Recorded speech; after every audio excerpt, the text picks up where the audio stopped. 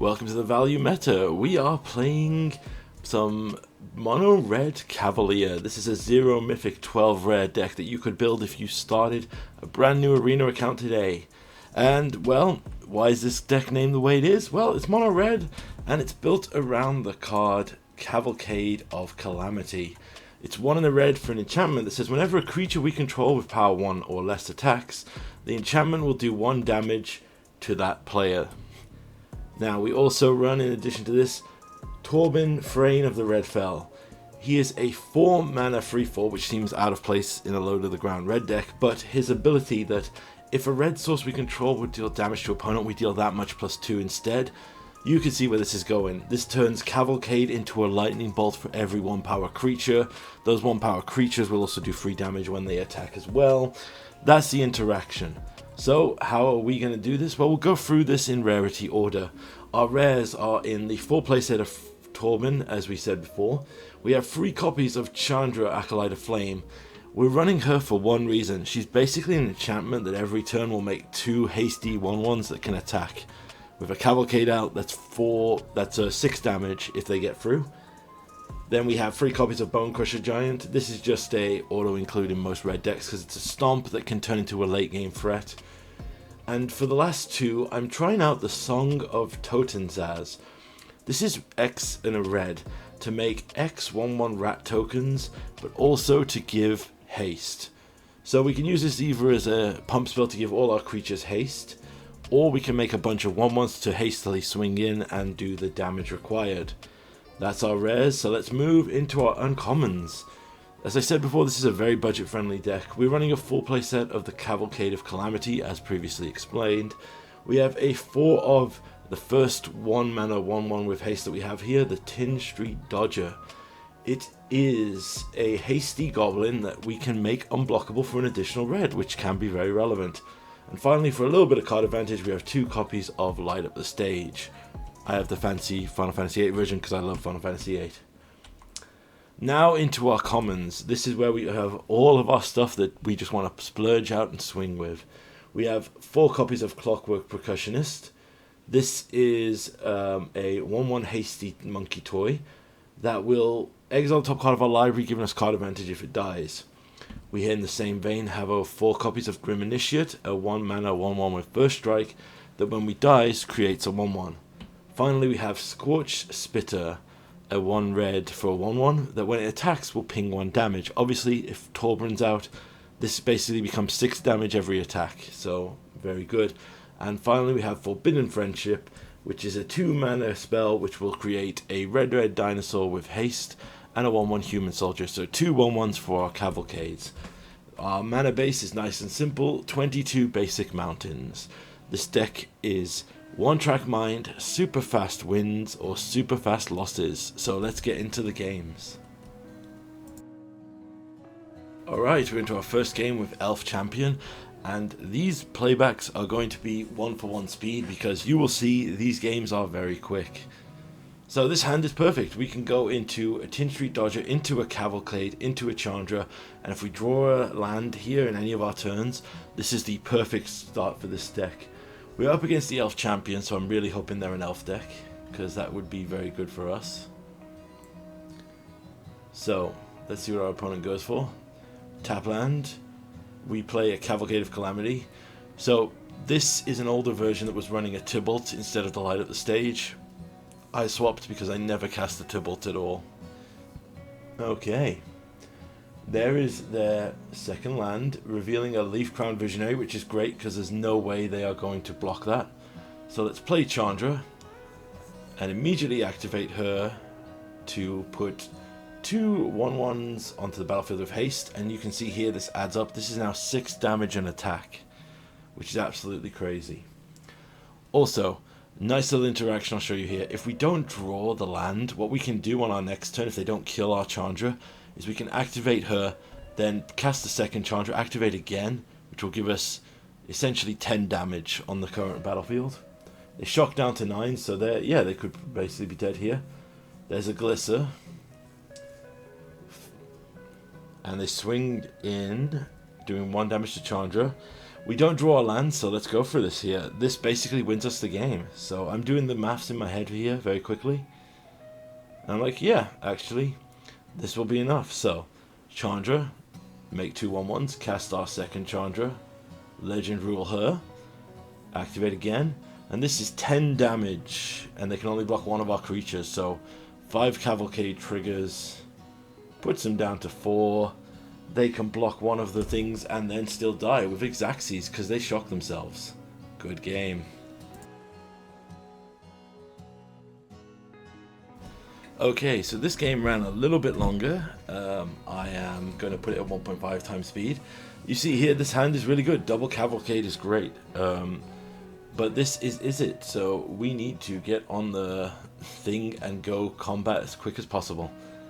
The reason I'm saying this is either is it Phoenix or is it Prowess? And both of those decks run a ton of 1 mana red burn spells that would kill all of our little creatures. Right now they're opting, which seems to be good for us. Second land, not a red land, which is good. So I'm going to play the Cavalcade here. Next turn we can Scorch into Cavalcade. Oh, they have a Spell Pierce. So we'll just get in for 1 here. We are in best of 1, so sideboard options are usually in the main board. Prophecytic Memory, they're clearly desperate to draw something. So let's go second Cavalcade, Scorch Spitter here. If we can get this Fraben resolved here, that's a ton of damage. That's actually going to be, what, 3, 6, 9, 12, 15 damage. Because it'll be 6 from the attack, 6 from the Cavalcade, and 3 from the Scorcher's trigger. So they have to kill something here, or they're going to go down to 1 life. Opponents need to be considering their options. My guess is they probably want to be greedy and maybe go for like a burn, a mill out. Nope, there's a Torch the Tower. Good effect. There's their Consider. Do they have a Phoenix? They do not. Right, second Fraben, so that's good. So let's play Torben. Swing in. That's 3 damage and 6 damage. So they have to kill him now or they die. They mill. No Phoenix is found here. Finding a treasure cruise. That's adventurous. Because this next trigger is 6, 7, 8, 9, 10. Yeah, it's 10 damage exactly here if they don't stop us. Treasure cruise. They're keeping a red open, clearly looking for a way to kill him.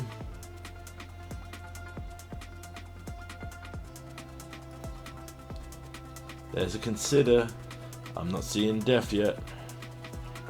Nope, they had 1 more land drop. I forgot. Right, they pass. Let's play the land. Let's go to combat and see if they respond. Yep, there's the impulse to kill Torbran. So we'll swing in, put them down to 6. We can stomp them with 2 extra damage, put them down to 2. Then cast the Bone Crusher. They can't target the Bone Crusher, so they have to get 2 blockers here to stay alive. Start with an Artist Talent. So basically they have to get 2 Phoenixes back. There's a Picklock Prankster. Milling a Phoenix. They did not hit a second Phoenix in the mill. They still have a land drop. So their best way to survive here is land drop. Oh, they don't have the 3rd spell for the Phoenix yet. They have to cast another spell. Yeah, they can't actually bring it back because they played Artist Talent. And Phoenix actually cares specifically about instants and sorceries. Okay, they draw 3. Play another land, play a Consider. They have to have a second Phoenix here. They did not, so they've got to surveil it. Did not hit it. They get 1 Phoenix back, but that's not enough to block, and they're going to die to our swings. Good game.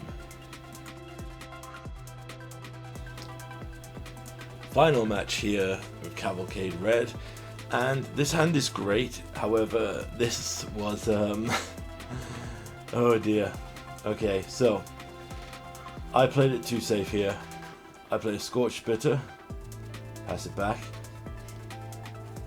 and I get scared with Dimir control here, so I'm thinking to myself, okay, I'm just gonna go to combat first, see if I can bait out an interactive spell.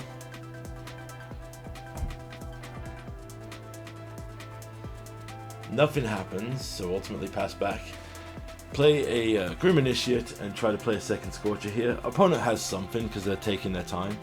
They consult, so this to me reads that this was a control deck. So I thought to myself, okay, blue-black control deck, they're going to have a ton of removal. I need to try and do a splurge of damage here as best as I can. Then they play green. I'm like, uh-oh, this is either Salty Reanimator or something crazy. So I go for, okay, let's bait the counterspell here.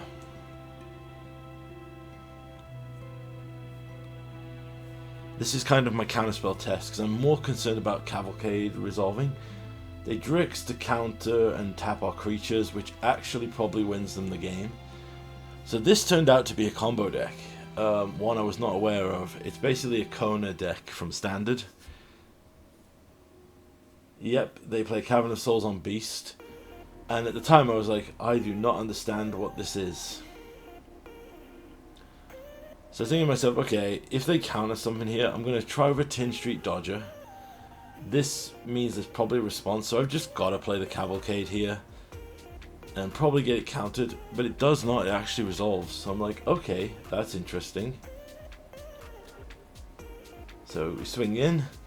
This is a total of 10 damage. So we have the game if we can get one more attack in here.